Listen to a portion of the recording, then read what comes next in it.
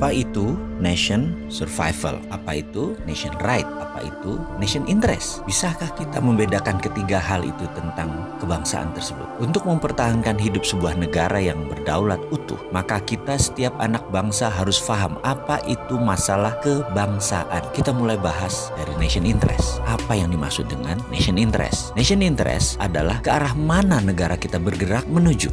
Sebentar, kita ini jangan-jangan ditanya nation itu apa, state itu apa, atau dalam bahasa Indonesia bangsa itu apa, negara itu apa, nggak ngerti ngebedainnya. Betul ya? Masih bingung? Kita bahas lebih dalam. Bangsa Indonesia itu jadi lebih dulu dari negara Indonesia. Bangsa Indonesia itu jadi lebih dahulu ketika Sumpah Pemuda tahun 1928 dengan mengatakan berbangsa satu, bangsa Indonesia. Maka sejak saat itu jadilah bangsa Indonesia. Sementara negaranya, negara Indonesia baru jadi setelah 17 Agustus 1945.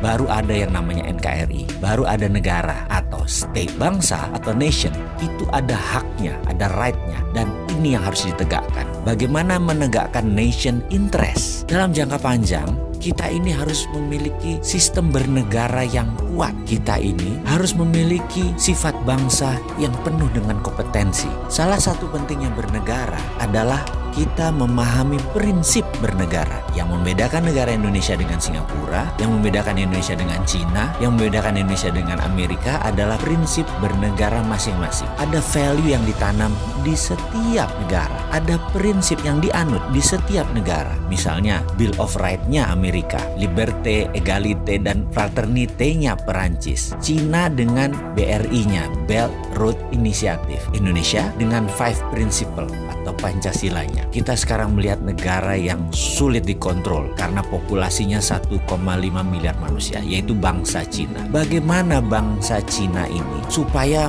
mempunyai negara yang tetap utuh? Bukan main-main mengelola bangsa Cina ini. Negara Cina sangat serius mengurusi bangsa Cina. Juga demikian dengan Amerika. Ada 380 juta bangsa Amerika yang terdiri dari multi ras, bukan suku loh, ras dan etnik. Ada 100 kali. Amerika adalah negara imigran. Indonesia rasnya sedikit. Ada Melanesia, Polinesia, dan Melayu. Jadi suku bangsanya kita banyak. Dan yang unik adalah 89% beragama Muslim. Sehingga Indonesia bisa dikatakan dengan 267 juta jiwa, 89%-nya adalah Muslim. Indonesia adalah negara Muslim terbesar di dunia. Jadi bagaimana membuat negara kita ini utuh terus sampai akhir zaman? Saya teringat sebuah sesi dikala saya masih aktif di sebuah lembaga negara urusan pertahanan. Kami diperlihatkan, ditontonkan film dokumenter yang sangat menarik. Film ini adalah bagaimana Cina membangun doktrin bernegara masuk ke bawah sadar anak-anak bangsa Cina. Diperlihatkan melalui kamera CCTV di video tersebut di sebuah tempat penitipan anak. Karena kala itu banyak sekali suami istri yang bekerja di Cina dan anak sematawayangnya dititipkan di tempat penitipan anak milik negara. Anak itu usianya berkisar 3-5 tahunan. Ketika mereka sehabis makan siang, mereka pun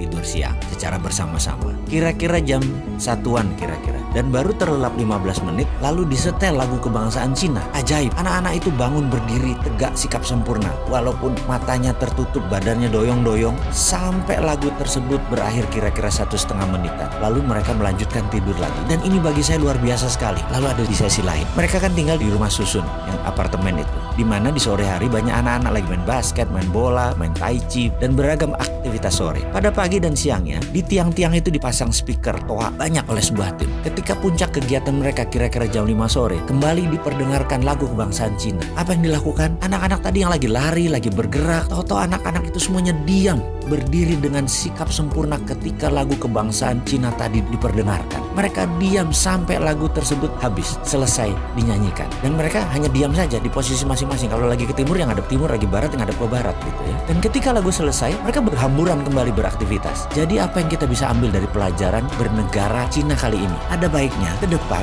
lagu Indonesia Raya yang dinyanyikan adalah stansa 2 atau 3 stansa sekaligus. Lalu setiap anak bangsa mendengar lagu Indonesia Raya dinyanyikan, berdiri sikap sempurna, tidak goyang, tegak gagah sampai lagu itu selesai. Inilah strategi survival of the nation. Keberlangsungan kehidupan berbangsa dan bernegara adalah perjuangan jangka panjang. Membentuk karakter ini kita harus membangun dengan semangat yang gigih militan, yaitu diawali dengan sikap sempurna mendengarkan lagu Indonesia Raya.